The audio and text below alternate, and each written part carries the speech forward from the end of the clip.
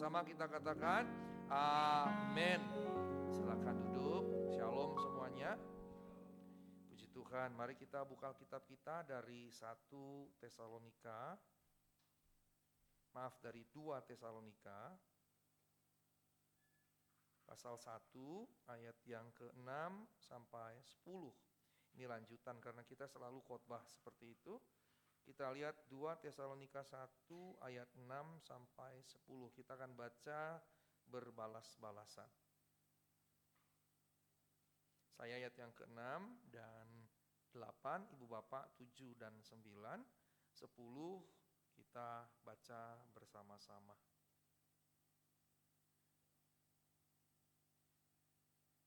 Baik, mari kita mulai.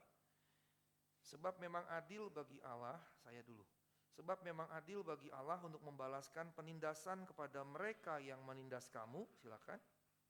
Dan untuk memberikan kelegaan kepada kamu yang menindas, dan juga kepada kami pada waktu Tuhan Yesus di dalam surga, menyatakan dirinya bersama-sama dengan malaikat-malaikatnya dalam kuasanya di dalam api yang menyala-nyala. Dan mengadakan pembalasan terhadap mereka yang tidak mau mengenal Allah dan tidak mentaati Injil Yesus Tuhan kita.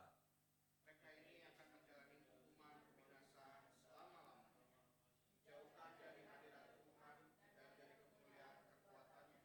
Bersama-sama, apabila ia datang pada hari itu untuk dimuliakan di antara orang-orang kudusnya dan untuk dikagumi oleh semua orang yang percaya, sebab kesaksian yang kami bawa kepadamu telah kamu percayai. Sebetulnya ayat 11 juga perlu ya, khususnya 11b, supaya Allah kita menganggap kamu layak bagi panggilannya dan dengan kekuatannya menyempurnakan kehendakmu untuk berbuat baik, menyempurnakan segala pekerjaan imanmu. Nah, Ibu Bapak, tema hari ini kedatangannya adalah sebuah kepastian dan kemutlakan. Sebuah kepastian dan kemutlakan. Nah, kalau kita lihat mulai dari ayat yang ke-6 dan yang ke-7, ayat yang ke-6 dan ke-7 ini mau bicara, boleh digabung 6 dan 7 ya. Ini tumben bagus ada begini. Sebelumnya nggak ada, udah makin jago nih anak-anak muda kita, luar biasa. Oke, ayat 6 dan 7 ini bicara sebetulnya tentang bahwa sebagai orang percaya kita akan mengalami kesusahan, penderitaan, penindasan, bahkan di waktu tertentu, tidak harus selalu selamanya begitu, karena iman kita. Jadi ini bukan bicara kesusahan karena malas bekerja, malas sekolah. Kalau teman-teman anak muda yang kuliahnya malas-malasan, dapat IPK siji koma, ya jangan bilang ini salibku, itu bukan salibmu. Itu akibat dari kebodohan, kemalasanmu gitu ya. Kalau dapat IPK cuma 2,5 gitu, ya itu bukan salib gitu, itu silap. Bukan salib, itu silap gitu ya. Jadi jangan menganggap hal-hal buruk selalu sebagai salib gitu. Banyak hal buruk yang sebetulnya bukan salib karena kelalaian, kecerobohan, kemalasan kita dan seterusnya. Saya ada satu sebetulnya saya ngalami. Saya berkali-kali kan bercerita pada Ibu Bapak, saya punya ke depan itu salah satu yang saya kejar itu kan profesor begitu ya, dan Agustus ini semua dokumen saya sudah lengkap dan September akan diajukan untuk Profesor Madya dulu, lektor kepala, dan sudah diumumkan di grup dosen. Dan biasanya kalau sudah diajukan September, November itu akan keluarlah SK dari kalau lektor kepala itu masih dari menteri, kalau profesor nanti dari presiden begitu. Nah, saya mengejar itu dan semua sudah selesai begitu. Tetapi tiba kemudian saya dapat informasi ada satu dokumen di luar dokumen akademik gitu, tapi dokumen yang terkait pekerjaan. Rupanya sejak kembali dari Jerman 2015 dan saya mengajar di STT dan terima gaji tetap 9 tahun, kan dipotong pajak tuh. Ternyata saya lupa melaporkan secara mandiri. Nah, 9 tahun berarti saya kan mesti bikin laporan lagi gitu, mesti bikin SPT sendiri. Saya baru sadar gitu, saya baru tahu rupanya bukan urusan kantor saya, itu urusan saya pribadi yang harus saya kerjakan. Kantor saya memotongnya, melaporkannya rutin, dan kemudian per 1 tahun juga ada laporan tahunannya, tapi ternyata saya pribadi harus melaporkannya tiap saat gitu. Nah, kalang kabut kan. Saya pikir wah kacau nih, bisa bisa September tidak terlaporkan nih. Terus yang berikutnya, wah kacau nih, saya bisa kena denda. Terus saya tanya bagian keuangan, kepala bagian keuangan kami, ini gimana? Ya bisa kena denda Pak, 9 tahun nih gimana nih? Ya dendanya bakalan gede katanya begitu kan. Dendanya bakalan gede. Dan kemudian saya mikir, ya udahlah ini risiko yang harus saya tanggung akibat kelalaian saya. Jadi jangan pernah begini teman-teman, jangan pernah kalau kita melakukan sesuatu yang tidak benar, ada konsekuensi dari itu, terus kita bilang, oh ini salibku, itu bukan salib gitu. Seperti misalnya Daud gara-gara berzinah dengan Betsyeba, lahirlah kemudian anak yang kemudian anaknya sakit, akhirnya mati begitu. Kemudian gara-gara itu Daud dikenai hukuman, apa hukumannya? Negaranya, kerajaannya pecah dua. Tapi waktu dibilang pecah dua, apa yang Daud katakan? Paling tidak bukan di eraku, kata Daud gitu. Masih dia syukuri loh. Itu kan sebetulnya maaf kata kurang ajar kan gitu. Ada konsekuensi dari tindakannya yang harus dia terima, tapi tidak dialami di periode dia, di periode cucunya, Rehabeam dan Yerobeam, begitu. Tapi kemudian dia bilang, ya tapi paling tidak terjadi pada masanya. Jadi dia masih seperti ya happy lah gitu. Nah ibu bapak yang terkasih, ketika dia bertobat, waktu dia bertobat ketika Nabi Nathan menegur dia habis-habisan dengan contoh yang dia sendiri geram dengan contohnya, tapi kemudian dia berkata ya nggak apa-apalah, bukan periode dia. Tapi sebelumnya kalau kita lihat cerita itu, maka sekalipun dia bertobat, konsekuensinya tetap dia tanggung. Jadi begini, kita melakukan kesalahan, ada akibat, ada konsekuensi. Kita bertobat dari kesalahan kita, konsekuensinya tetap harus kita tanggung, begitu. Itu enggak bisa dibalikkan, itu irreversible begitu. Irreversible. Misalnya kalau yang kuliah malas-malasan, akhirnya bukan 4 tahun, 5 tahun, itu enggak bisa direversible. Catatan bahwa engkau kuliahnya 5 tahun itu akan terekam sepanjang masa gitu. Sepanjang masa, enggak akan bisa dihapuskan. Kecuali kalau kita main nakal mengubah dokumen gitu ya. Nah kalau itu lain soal, itu nakal gitu. Nah ibu bapak yang terkasih, yang mau disampaikan di sini adalah kesusahan, penderitaan, bahkan penindasan karena apa? Karena iman percaya, karena iman percaya. Maka karenanya rekan-rekan sekalian, ini adalah hal yang jadi catatan penting bagi kita sekalian. Bahwa kita mesti jangan sampai, karenanya mesti memperhatikan bahwa kita tidak boleh mengalami kesusahan, penderitaan, apalagi penindasan hanya gara-gara kesalahan kita gitu. Kesalahan kita. Misalnya nih, kalau di jalanan kita cekcok gitu. Terus emosi kita umbar.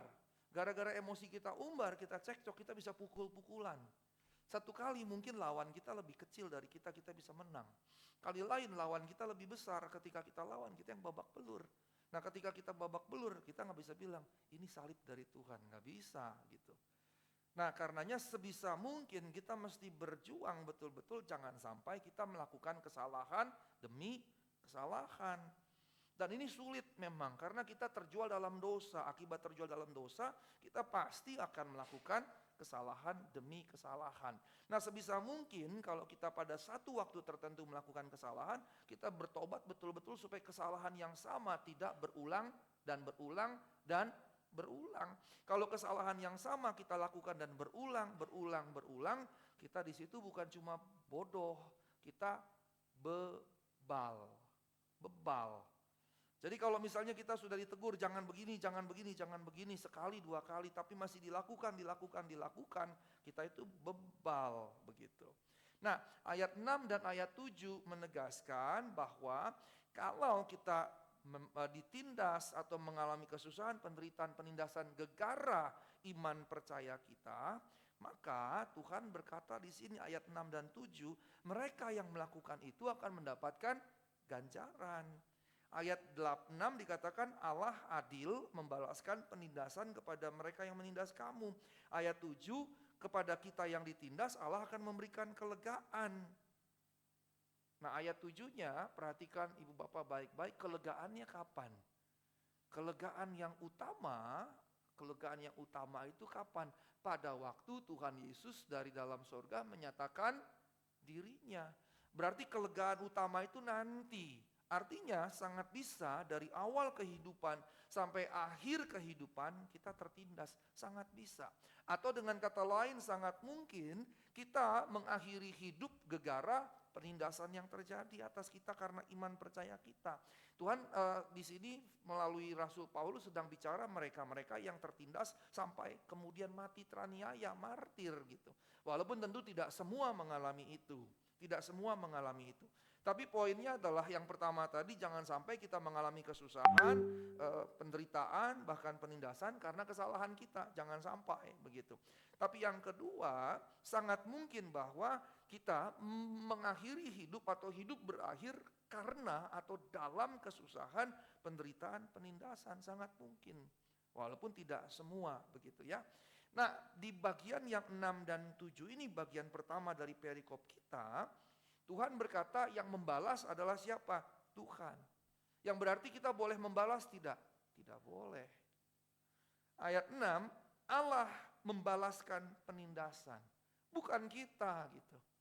Apalagi kalau kita jadi penyebab penindasan, pelaku yang membuat orang lain susah, pelaku yang membuat orang lain menderita. Kalau kayak begitu, justru kita menaruh diri kita menjadi musuh Tuhan. Kan di situ dibilang jelas, mereka yang menindas kamu akan dibalaskan oleh Allah. Sebaliknya kalau kita menindas orang lain, berarti kita menjadikan diri kita musuh Allah. Karena Allah akan membalasnya kepada kita. Dan ini perkara serius loh sebetulnya. Perkara serius, dengan kata lain, kita harus betul-betul waspada dengan kehidupan kita. Betul-betul waspada, jangan sampai entah kita sadari tidak sadari, langsung tidak langsung, kemudian kita membuat orang-orang lain susah, menderita, bahkan menindas. Begitu. Karena prinsipnya Allah yang membalas, kita nggak boleh membalas. Dan karena prinsipnya Allah yang membalas, kalau kita yang menindas, Allah akan melawan kita, membalaskannya kepada kita, jadi musuh kita. Makanya memang kemudian ini jadi prinsip yang Yesus ajarkan gitu. Pembalasan adalah milik Allah. Pembalasan adalah hak Allah. Nah karenanya, karena dia adalah haknya Allah, boleh nggak kita bilang, nanti Tuhan balaskan? Nggak boleh. Misalnya contohnya, Jordan berlaku kasar kepada Binsar, terus bilang, nanti lihat Allah balaskan. Itu nggak boleh begitu. Karena itu sebetulnya dendam. Tapi di PL ada loh yang begitu. Siapa yang suka begitu? Mazmur Daud seringkali menunjukkan Daud adalah sosok yang senang sekali meminjam tangan Tuhan untuk membalaskan dendamnya kepada orang-orang lain gitu. Kalau baca Mazmur itu penuh sekali.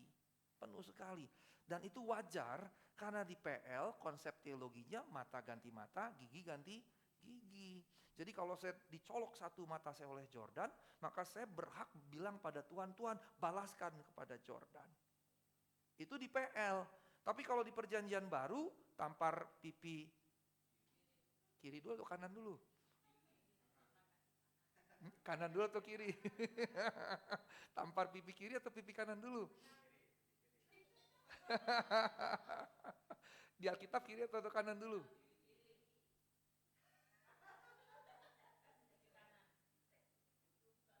Nih, yang pertama ya. Tidak boleh melakukan pekerjaan dengan tangan kiri. Jadi kalau menampar mau begini-begini nggak boleh pakai tangan kiri. Maka menamparnya harus dengan tangan kanan. Tapi yang kedua, kalau ditampar pakai ini menunjukkan orang yang ditampar sederajat. Nah, supaya menunjukkan yang ditampar itu di bawah derajatnya, ditamparnya dengan punggung tangan. Ini kan telapaknya, ini punggung. Nah kalau saya menampar punggung berarti namparnya yang mana? Kanan. Betul atau tidak? Sekarang coba cek, Binsar cek ayatnya di mana? Ayo, dicek. Jangan lihat-lihat saya sambil senyum-senyum. Saya nggak suruh kamu senyum malah senyum-senyum. Coba lihat cek ayatnya. Dia langsung nyari, Binsar kalah tuh sama Nelwa itu. Ayo Binsar, aku menunggu kamu, cari. Jangan sampai bilang, Pak di HP nggak ada Alkitab. Saya tadi lihat Mirel membawa Alkitab cetak ya. Mirel atau Nelwa yang bawa Alkitab cetak? Nelwa. Nggak apa-apa, bukan berarti di HP-nya nggak ada Alkitab kan, pasti tetap ada kan. Dia masih orang jadul, harus bawa yang cetaknya. Sudah ayat berapa di teks mana? Coba baca.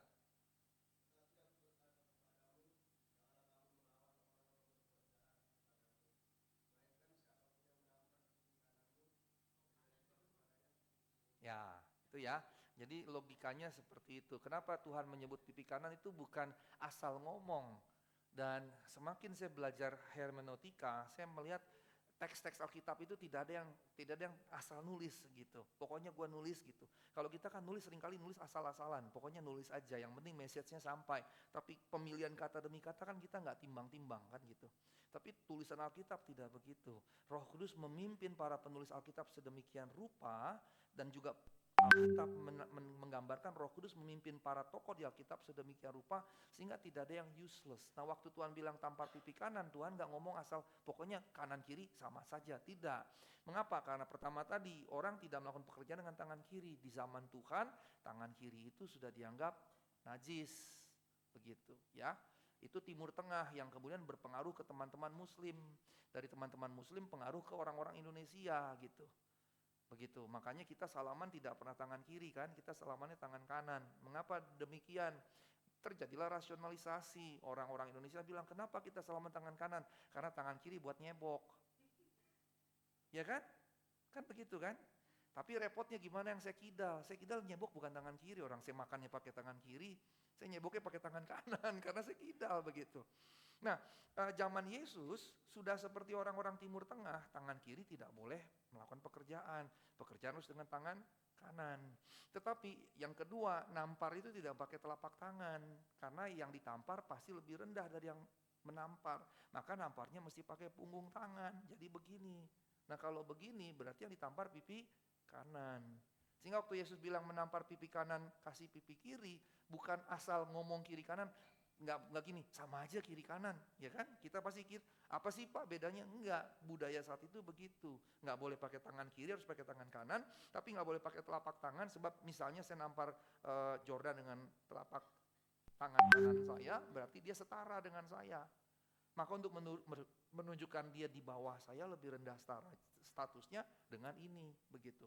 Nah waktu Tuhan bilang ditampar pipi kanan kasih pipi kiri, waktu dikasih pipi kiri berarti kan mesti kembali tampar pipi ini dengan ini kan, begini. Nah waktu kita bilang ditampar sini kasih pipi kiri, sebetulnya Tuhan bukan sedang berbicara tentang kebodohan pasivitas. Sebab kan kalau kita taken for granted begitu saja, tampar pipi kanan pipi kiri dikasih, babak belur kan? Babak belur dong. Kalau kita nggak mengerti budaya saat itu, Tuhan berarti mengizinkan kita babak belur, udah diem aja, pasif saja. Tapi pasif yang bodoh gitu. Pasif yang bodoh yang menghasilkan babak belurnya kita itu. Nah, maksudnya Tuhan ketika ditampar pipi kanan, kita ditampar begini, kita kasih pipi kiri, kan berarti yang menampar pakai tangan ini, begini. Yang berarti dia mau bilang, aku tidak lebih rendah dari kamu, kita setara.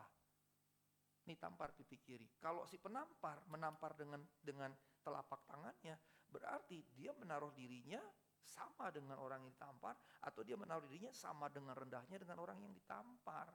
Dan konsekuensi logisnya tidak ada orang yang mau melakukan yang Yesus lakukan saat itu. Makanya cara membacanya tidak boleh dicerabut keluar dari konteks budaya saat itu. Sehingga waktu Tuhan bilang kasih pipi kiri, gak akan ada orang yang mau menampar pipi kirinya. Karena berarti dia naruh dirinya sama rendahnya dengan orang itu. Sehingga sebetulnya itu perlawanan. Yang Yesus maksudkan justru perlawanan. Tapi perlawanan kekerasan. Perlawanan tanpa balas dendam. Perlawanan bukan dengan kekerasan begitu. Bukan berarti kemudian kalau kita digebukin kasih lagi supaya kita digebukin, bukan.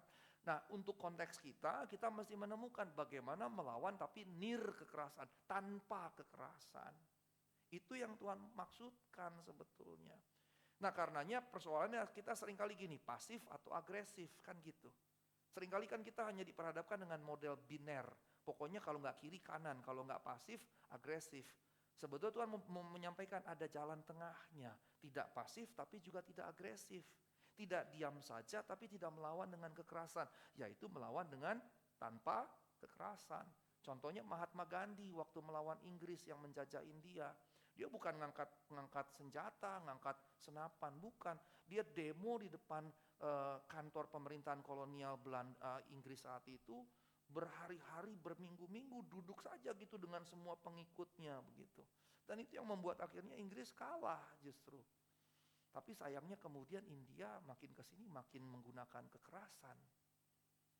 Dan jadi salah, padahal Mahatma Gandhi sangat baik dalam menampilkan itu. Nah, tolong tayangkan kembali ayat 6 sampai 7. Dengan kata lain, Tuhan tidak ingin kita membalas. Perlawanan itu bukan bagian dari membalas, tapi bahwa kejahatan harus dilawan, begitu. Kita tidak boleh membiarkan kejahatan terjadi. Tapi bukan dalam kerangka balas dendam. Kalau balas dendam jelas sekali ayatnya Allah sendiri yang membalaskannya. Maka tidak ada dalam kekristenan tampar pipi kanan, kita tangkis, kita pukul balik, begitu. Begitu ya. Ya saya ingin cerita satu hal sedikit. Waktu kami masih di Jerman, Theo kelas 1, kelas 2 gitu, beberapa kali dibully sama teman-temannya. Theo kan sekarang tingginya seperti saya, tapi waktu SD itu kecil sekali. Imut-imut Theo, kecil sekali gitu. Mungkin bagian dari kurang gizi mungkin waktu itu ya. Theo itu kecil sekali dan teman-temannya di Jerman ya lumayan tinggi, yang seumuran dengan dia lumayan tinggi, ada yang Jerman, ada yang Arab gitu ya, tinggi-tinggi, ada yang Afrika.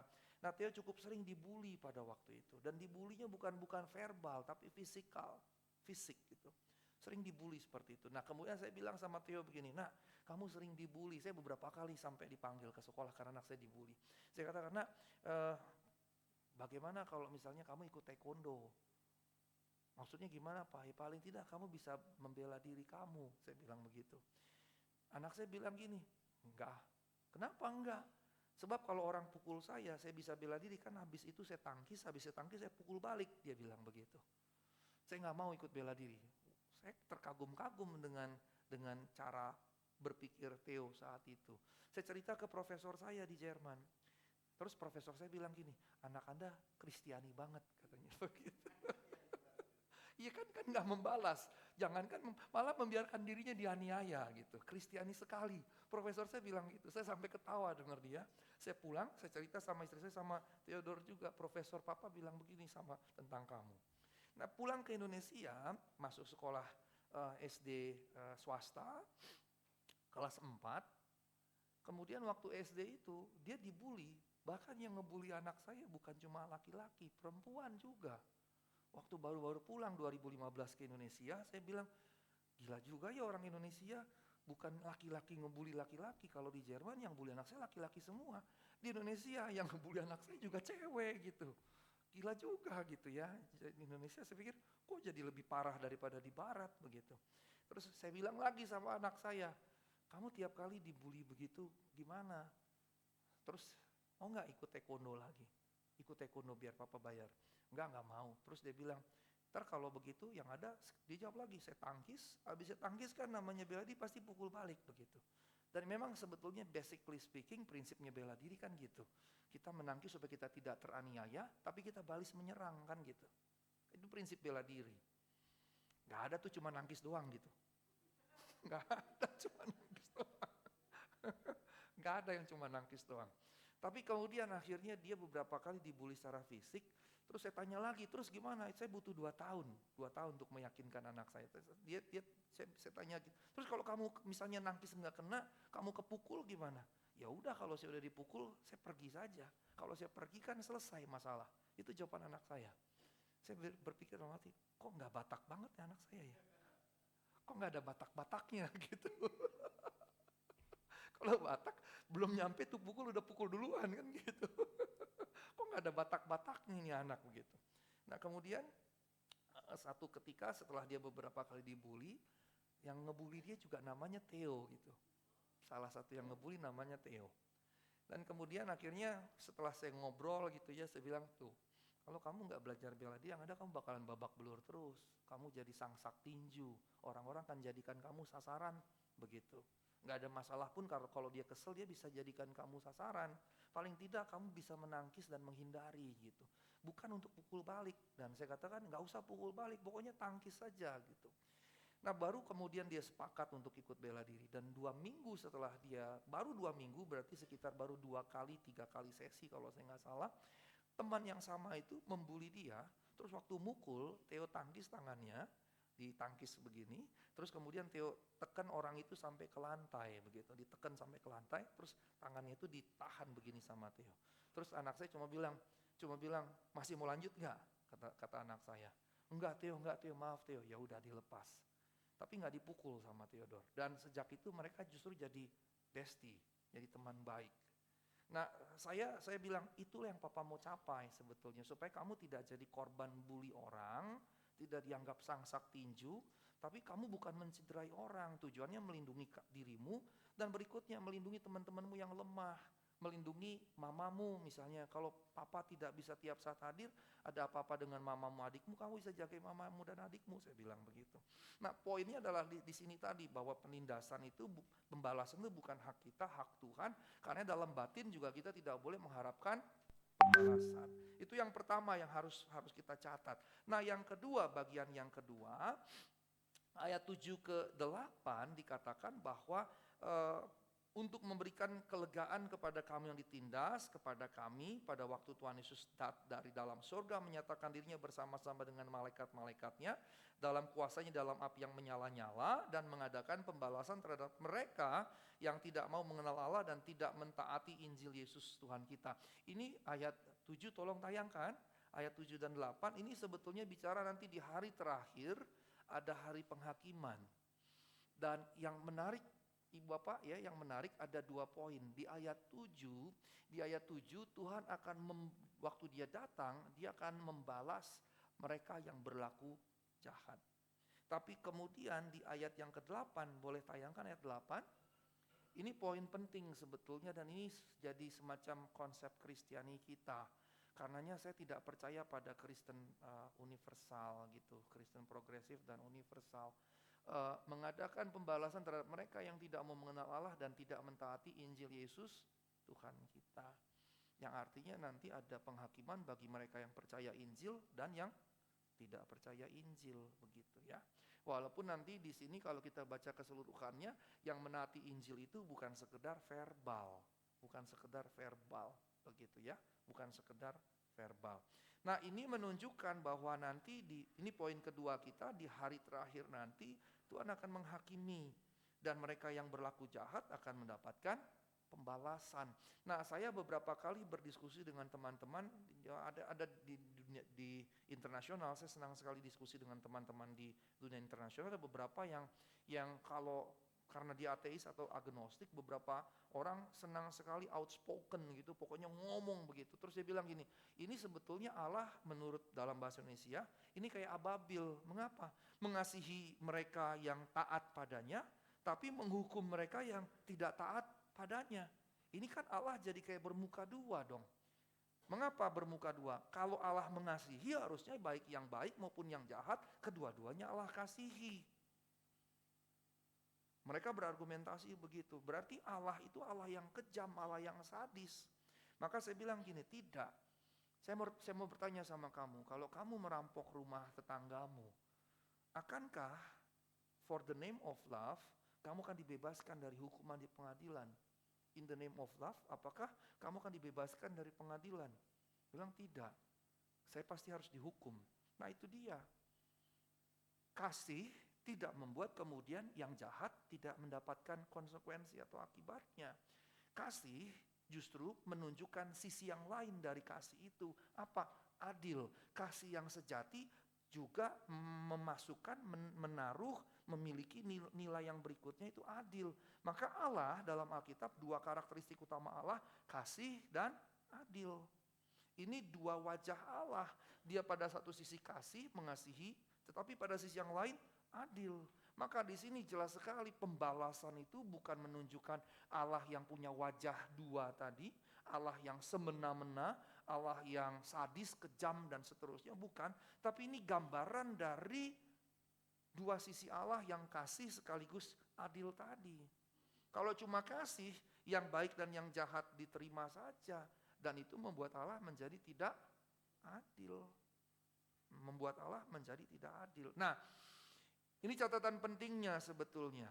Keselamatan sepenuhnya anugerah, betul. Tetapi persoalannya adalah gini, kalau kita sudah selamat, akankah Allah membiarkan kita tanpa hukuman ketika menjadi percaya dengan keyakinan keselamatan adalah anugerah, tapi hidup kita semena-mena. Hidup kita sesuka hati kita. Hidup kita bukan jadi berkat, jadi laknat bagi banyak orang. Hidup kita kerjanya menggosip, memfitnah, dan yang lain-lain. Apakah kemudian kita jadi terbebas dari itu? Tidak. Di mana-mana selalu di Alkitab, di Roma pasal 2, di Matius 24-25, tetap akan ada penghakiman Allah atas perbuatan kita. Tetap ada, itu tidak bisa diabaikan. Keselamatan sepenuhnya anugerah ya, tapi tidak membuat kemudian kita bisa sebebas-bebasnya melakukan segala yang kita mau dengan catatan nanti gue datang minta ampun, gampang. Atau nanti di akhir zaman Allah pasti mengampuni, kan gue udah percaya. Seperti ayat yang tadi itu, kan udah percaya begitu. Tidak bisa tetap begitu. Keselamatan adalah anugerah karena masuk surga itu tidak mungkin tanpa Tuhan. Tidak mungkin tanpa persetujuan Tuhan. Mengapa? Yang punya surga itu Tuhan. Kita tempatnya aja nggak ada yang tahu. Awal-awal ke gereja ini aja kami sempat nyasar. Ke Gading Kirana Utara dari Kayu Putih saja bisa nyasar. Yang kita sudah tahu tempatnya, yang ada GPS-nya. Kadang-kadang dengan GPS aja bisa nyasar kan? Saya berkali-kali pakai GPS malah dibawa ke tempat yang nggak jelas. Sampai pernah hampir jatuh ke dalam jurang mobil kami di Lembang. GPS bisa membuat kami celaka, membuat teman-teman celaka. Apalagi tanpa GPS. Itu baru ke tempat yang GPS aja tahu. Apalagi ke tempat yang tidak pernah seorang pun ke sana. Keselamatan anugerah dalam konsep itu. Bukan dalam kalau kayak gitu gue bisa bebas berbuat sesuka hati saya, enggak begitu. Itu bukan anugerah, itu picisan, itu murahan, bukan anugerah. Anugerah itu mahal, mahalnya di mana? Darah Yesus. Dia yang jadi manusia, mencurahkan darahnya, mati bagi manusia. Artinya untuk masuk menerima anugerah keselamatan kekal itu tidak bisa tidak, memang harus atas seizin, atas perkenanan yang punya surga. Ibu bapak datang ke rumah saya bisa nggak tanpa seizin saya? Kan nggak mungkin. Misalnya Jordan masuk rumah saya karena nggak dibukain pintu lompat pagar. Yang ada saya panggil security kan gitu kan. Itu baru rumah saya loh. Masuk ke rumah Pak Hari Burosa, Bona bisa nggak manjat pagar ke rumah? Mungkin manjatnya nggak kuat kali ya. Jatuh. Tapi kalaupun bisa, nggak akan mungkin. Pak Hari pasti langsung telepon security langsung datang. Langsung nggak jauh, polsek juga datang, nangkap gitu. Itu baru rumah kita. Lah surga gimana, yang punya Tuhan kok kita bisa bebas. Maka ketika misalnya dia akan membalaskan gini, kok Tuhan seperti bermuka dua? Tidak, karena yang punya surga dia. Dan dia menetapkan aturannya, dan kita harus mengikuti aturan yang telah dia tetapkan. Itu yang kedua. Nah yang ketiga, ibu bapak yang terkasih dalam Tuhan Yesus Kristus, kalau kita lihat ayat 9 sampai dengan ayat yang ke-11. Ayat 9 boleh tayangkan, dan ini menarik. Mereka akan menjalani hukuman kebinasan selama-lamanya. Berarti yang pertama, poin yang ketiga, subpoin pertama, hukuman itu sifatnya selama-lamanya. Ngeri kan? Kesalahan yang kita lakukan di usia cuma 70 tahun berdampak hukuman selama-lamanya. Dengan kata lain, Tuhan menganggap usia 70-80 tahun kita hidup di bumi ini sangat penting. Di mata Tuhan, usia 70-80 tahun di muka bumi ini sangat-sangat penting, sangat-sangat berharga. Nah kalau di mata Tuhan 70-80 tahun hidup kita berarti, bernilai, penting, berharga di mata Tuhan, maka kita harus melihatnya begitu juga. Berarti jangan sia-siakan hidup, hari-hari hidup 70 tahun sampai 80 tahun. Bayangkan ini kan kayak begini, 70 tahun itu kan seperti titik dibandingkan kekekalan gitu, kecil. Nah berarti 70-80 tahun hidup kita masing-masing itu sangat penting. Jangan sia-siakan. Jangan sampai ada satu hari yang sia-sia, satu minggu yang sia-sia, satu bulan yang sia-sia. dan seterusnya. Jangan sampai seperti itu, jangan sampai. Nah, kalau ibu bapak punya konsep begitu, maka bahkan tiap detik kehidupanmu akan bernilai. Mengapa? Karena engkau sudah punya persepsi, 70-80 tahun ini berarti. Karenanya jangan isi dengan hal-hal yang jangankan gak penting, jangan isi dengan nilai-nilai yang buruk justru, buruk. Menggosip, memfitnah, mudah tersinggung, mudah marah, itu buang. Ngapain gitu? Ngapain? Saya ingat dulu waktu ada orang yang meninggal. Oh bukan, saya ingat bapak saya. Waktu bapak saya meninggal tahun 99, datanglah tante saya, Namboro. Terus dia datang gitu, terus dia biasalah orang Batak mirip dengan Tionghoa. Ada penangis-penangis begitu ya. Pokoknya kalau ada yang meninggal nggak nangis tuh, kita dianggap justru nyukurin dia mati gitu. Iya, kalau kita nggak nangis kita dianggap syukur loh gitu. Jadi kita harus nangis gitu. Jadi kalau dalam perkabungan orang Batak dan seperti orang Tionghoa juga, itu yang nangis luar biasa kayak kor gitu. Nah, iya kayak kor, nangis bisa jerit-jerit gitu. Ada yang aduh, ada yang banting-banting gitu. Datanglah tante saya juga nggak tahu tantenya dari mana gitu. Pokoknya mama saya bilang itu Namboromu. Terus dia bilang gini, disebut nama bapak saya, ingat gak dulu kita nyolong mangga. Ingat gak dulu kita dikejar-kejar orang nyolong ayam. Ingat gak dulu kita saya dalam hati, ini jelek banget sih di depan banyak orang. Yang diingat kok yang jelek-jelek gitu. Dan jadi kayak kebanggaan gitu. Kebanggaan, kenakalan masa kecil, bahkan mungkin masa gede pun masih tetap bangga. Pokoknya kalau gue bisa mukul dia, gue bisa begini, kayaknya kebanggaan gitu. Nah ini kan konyol sebetulnya. Belum lagi saya ketemu lagi dengan satu orang yang lain. Sudah 10 tahun kejadian masih gue benci banget sama dia. 10 tahun yang lalu. Kasihan banget tuh 10 tahun hati digrogotin terus begitu gitu. Udah 10 tahun. Terus yang berikutnya lagi ada tante saya yang lain. Anaknya sudah meninggal 5 tahun yang lalu. Waktu saya pulang kampung ketemu dia. Oh Pak Pendeta, anakku udah meninggal 5 tahun. Udah 5 tahun masih nangis. Poin saya adalah gini. 70-80 tahun time span kita, rentang hidup kita, ini terlalu singkat. Jangan isi dengan hal-hal yang bukan cuma tidak berguna, malah merugikan. Bukan hanya merugikan kita, tapi orang sekitar kita. Makanya saya tipe orang yang tidak mau berduka lama-lama. Saya tidak mau sakit hati lama-lama. Saya masih bisa sakit hati. Kan saya masih manusia, belum malaikat kan gitu ya. Kalau udah malaikat nggak ada lagi jantung di sini kan. Nah, itu udah nggak sakit hati lagi. Tapi saya nggak mau berlama-lama. Gak mau ngapain, saya gak ingin waktu saya habis buat begituan gitu. Nah saya ingin mendorong teman-teman seperti itu ya. Ini poin penting, jangan biarkan kita seperti itu. Bagi Tuhan 70-80 tahun waktu kita penting sekali. Gunakanlah dalam cara berpikir seperti itu sehingga orang nyakitin udah biarinin aja dia yang lelah sendiri. Orang menyinggung kita, memfitnah kita, udah biarinin dia yang capek sendiri. Kita jangan mau capek dengan yang begituan. Tapi kita mesti lihat, saya bisa berguna apa ya buat Tuhan. Tiap hari, tiap detik waktu saya begitu. Begitu. Makanya saya selalu jadikan guyonan, bangun tidur, tidur lagi, bangun tidur lagi. Yang begitu nanti ujungnya mati sia-sia gitu. Karena nggak berkarya apapun bagi kemuliaan Tuhan. Nah, yang berikutnya di ayat 8. Ini poin terakhir yang saya mau bagikan sebelum saya tutup. Ayat 8. Boleh tayangkan? Ayat 9, sorry. Mereka ini akan menjalani hukuman kebinasan selama-lamanya. Tadi jelas poinnya, maksudnya berarti masa hidup kita yang singkat ini justru sangat penting bagi Tuhan. Dan sangat menentukan. Tapi yang berikutnya, dijauhkan dari hadirat Tuhan. Berarti neraka itu apa terutama? Jauh dari hadirat Tuhan. Itu neraka. Dan itu hukuman yang paling mengerikan. Sekarang kita ada dalam hadirat Tuhan walaupun tidak maksimal. Tapi nanti ketika kita mati masuk surga, hadirat Tuhan maksimal. Dan nanti dalam langit baru, bumi baru, tidak ada lagi bait suci. Karena Allah sendiri jadi bait sucinya. Kehadirannya maksimal. Kita bertemu muka dengan muka nanti dengan Allah. Nanti di langit baru, bumi baru. Tapi sebelum itu terjadi, kita melakukannya di sini. Dalam hadirat yang tidak maksimal. Tapi toh ketika kita hidup di sini, kita punya dua pilihan.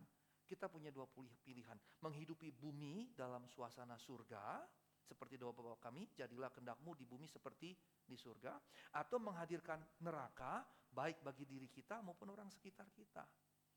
Yaitu ketika kita tidak berada dalam hadirat Tuhan, ketika kita tidak bersama Tuhan. Sehingga surga adalah berada bersama Tuhan, neraka adalah tidak bersama dengan Tuhan. Itu jelas sekali. Dijauhkan dari hadirat Tuhan. Itu yang paling mengerikan. Itu yang paling mengerikan. Jadi gambaran neraka terutama bukan api sebetulnya. Karena kita paling tidak punya 3 atau 4 gambaran neraka. Bisa api, ulat belatung, kemudian air palungan yang sangat dalam. Yunaninya Tartaros, itu gambarannya. Jadi sebetulnya neraka, gambaran api itu metafora, gambaran. Itu gambaran dari tersiksa.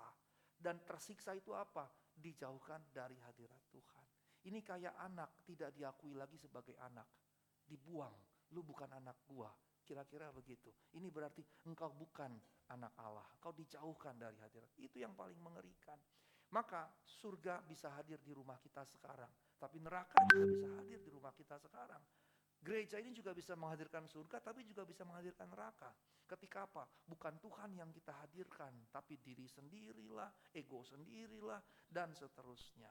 Nah, Bapak yang terkasih, karenanya bagi kita kedatangan Tuhan itu bukan sesuatu yang menakutkan. Mengapa? Karena di ayat 10 di situ dikatakan, ketika dia datang untuk dimuliakan, dia dimuliakan di antara orang kudusnya, dikagumi oleh semua orang percaya. Sehingga dengan kata lain, ketika dia datang, sikap iman yang benar adalah bukan takut. Sikap iman yang benar justru kagum akan hadirat Allah. Itu sikap iman yang benar. Jadi kita bukan ketakutan akan kedatangan dia, kita bukan ketakutan akan bahkan kematian kita, karena kematianlah cara terutama kita ketemu dia, tetapi itu menjadi kesukaan karena kita akan ketemu dia dan mengagumi dia. Nah, in the meantime, sementara itu ayat 11, menyempurnakan kehendak-Mu berbuat baik, menyempurnakan segala pekerjaan iman-Mu. Nah, in the meantime, sementara waktu kita harus berjuang, bergumul untuk kemudian perbuatan baik kita makin sempurna, pekerjaan iman kita makin sempurna. Ini yang harus jadi pergumulan, yang berarti kita harus melakukan self-evaluation, self-check tiap saat. Apakah sekarang I am a better me than before? Apakah sekarang jadi saya yang lebih baik dari sebelumnya, sesuai dengan firman Tuhan? Apakah besok saya akan lebih baik dengan saya yang sekarang, sesuai dengan firman Tuhan? So, in the meantime, sampai kita mati atau sampai Tuhan datang kedua kali, yang mesti kita perjuangkan adalah menjadi a better me for the glory of God. Menjadi saya yang lebih baik bagi kemuliaan Allah. Nah, ini yang jadi pergumulan kita yang harus kita lakukan sepanjang kehidupan. Amin. Mari kita bangkit berdiri.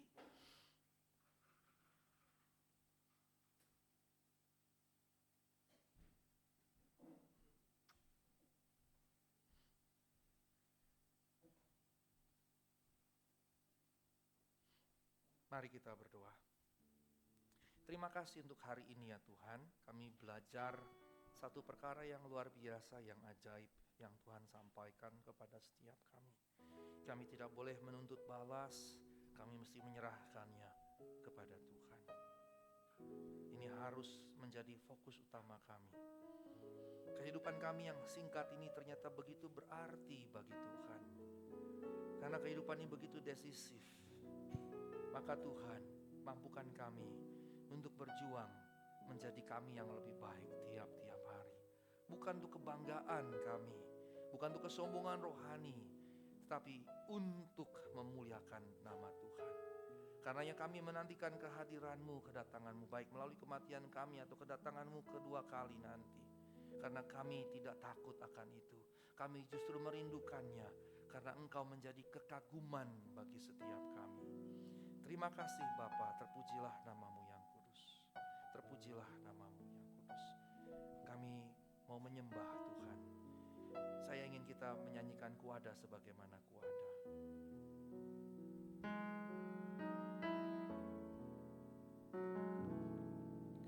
Kuada sebagaimana ku ada,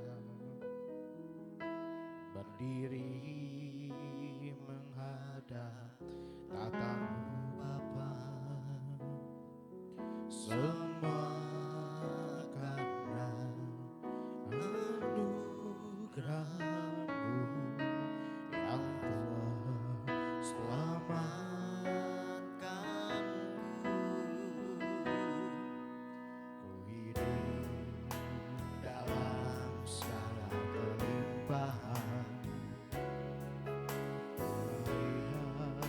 untuk melayani Tuhan.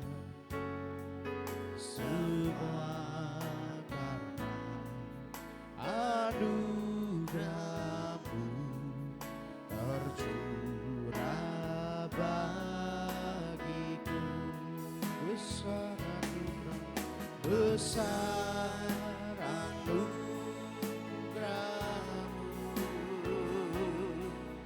berlimpah kasih-Mu. Semakin hari semakin bertambah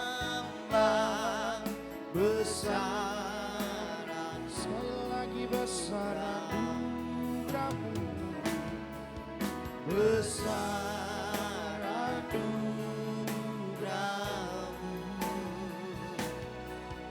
berlimpah kasih-Mu. Semakin hari semakin bertambah besar anugerah. Semakin hari semakin bertambah besar anugerah. Semakin hari semakin bertambah besar anugerah-Mu.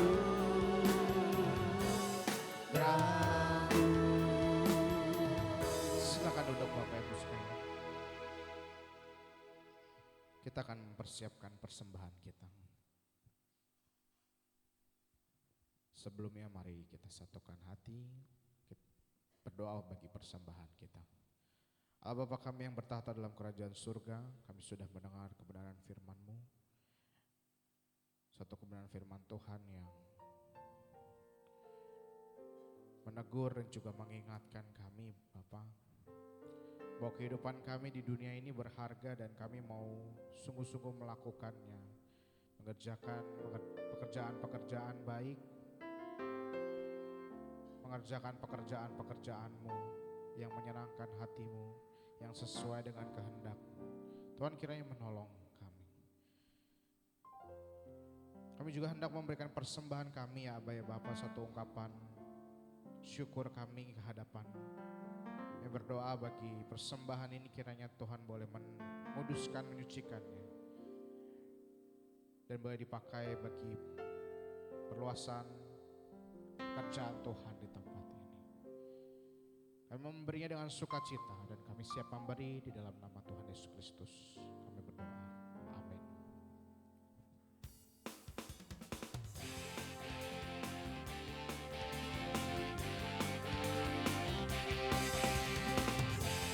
Ku mau selalu bersyukur sebab cinta-Mu padaku takkan pernah berubah. Hatiku percaya walau bumi bergoncang, gunung